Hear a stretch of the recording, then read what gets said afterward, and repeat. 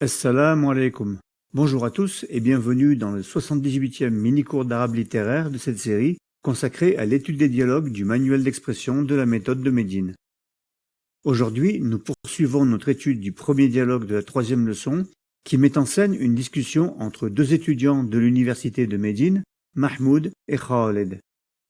Pour suivre ce cours de manière efficace, je vous invite à télécharger la transcription vocalisée du dialogue au format PDF en cliquant sur le lien indiqué dans la description.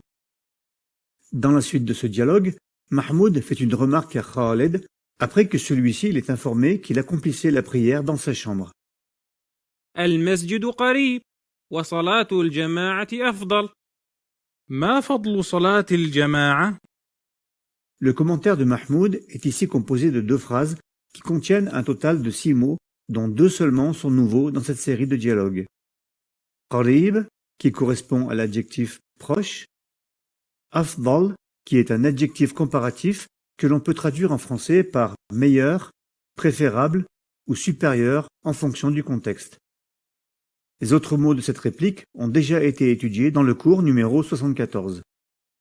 Comme la plupart des phrases qui décrivent des états ou des situations que nous avons rencontrées dans les dialogues de ce manuel, les 2 phrases de cette réplique sont des phrases nominales dans lesquelles le verbe être est sous-entendu.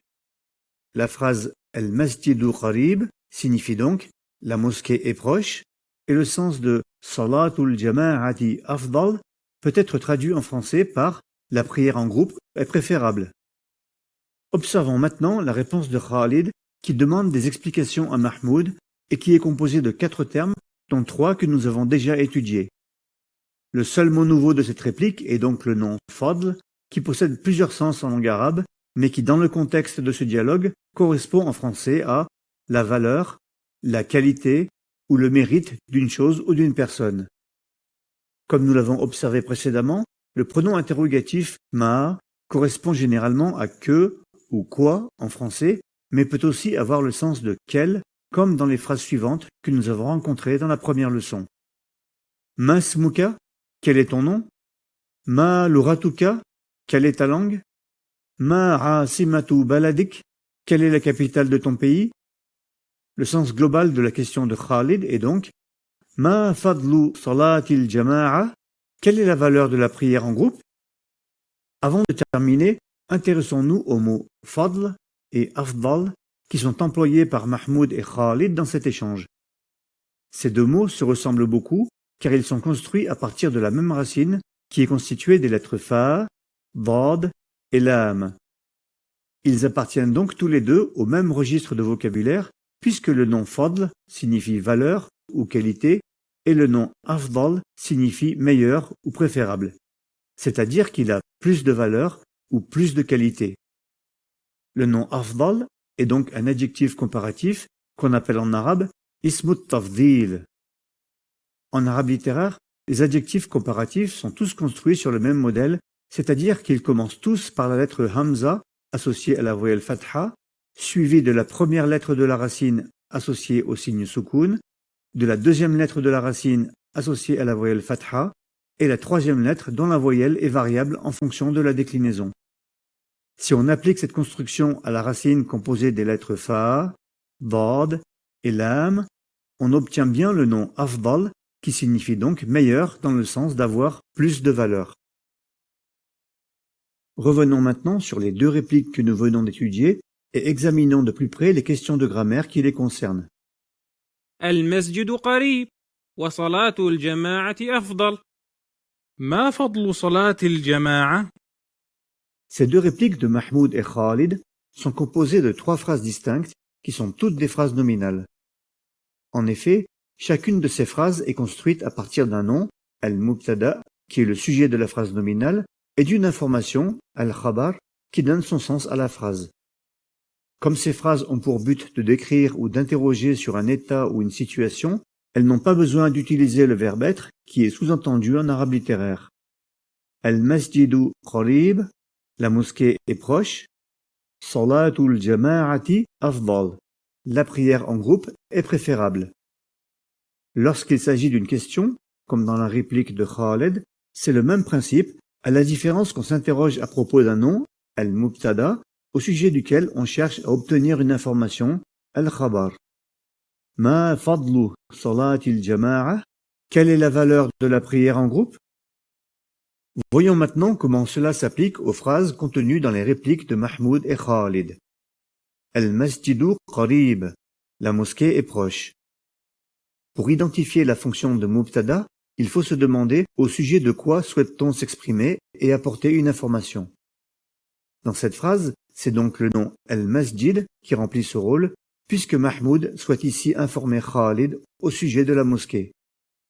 Pour identifier la fonction de khabar, il faut se demander quelle est l'information que l'on veut apporter au sujet du mubtada. C'est donc ici l'adjectif qarib qui remplit ce rôle, puisque Mahmoud indique à Khalid que la mosquée est proche. Ces deux noms sont donc tous les deux marfoua, c'est-à-dire déclinés au cas régulier, et leur terminaison est marquée par la voyelle dhamma. Le nom al-masjid est défini par la particule alif lam et n'a donc qu'une seule voyelle à sa terminaison. Al-masjidu, tandis que l'adjectif qarib est indéfini et sa terminaison est donc marquée par une voyelle double. Qaribun. Passons maintenant à la deuxième phrase de la réplique de Mahmoud.